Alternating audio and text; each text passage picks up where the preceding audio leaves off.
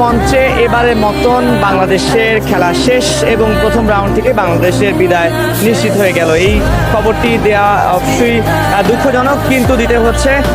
ই sports world কাপে এবার প্রথমবারের মতো অংশগ্রহণ করেছিল বাংলাদেশের টিম রেড হকস। আজকে যে ম্যাচগুলো ছিল সেই ম্যাচের প্রয়োজনীয় পয়েন্ট ছিল 6টা ম্যাচ থেকে 70 পয়েন্ট দরকার ছিল এবং টপ 12-এ বাংলাদেশকে জায়গা করে নিতে হতো যদি পরবর্তী রাউন্ডে খেলতে হয়। কিন্তু বলতে হচ্ছে যে বাংলাদেশের খেলা এখানে শেষ হয়ে গেছে। আমরা দেখতে পাচ্ছি যে রেড হকস সব মিলিয়ে 55 পয়েন্ট অর্জন করতে পেরেছে এবং সব কিছু মিলিয়ে যদি বলি যে টপ 18টি দলের মধ্যে 18তম স্থান অর্জন করে নিয়েছে, অর্থাৎ সর্বশেষ দলটি হচ্ছে রেড হকস। তাই তাদের আর আজকে এখান থেকে প্রাপ্তির কিছু নেই। যদি প্রাপ্তির কথা বলতে হয় তাহলে বলতে হয় যে প্রথমবারের মতো ই স্পোর্টস ওয়ার্ল্ড কাপের মতো বিশ্ব পরিমণ্ডলে বাংলাদেশ প্রথমবারের মতো অংশগ্রহণ করেছে।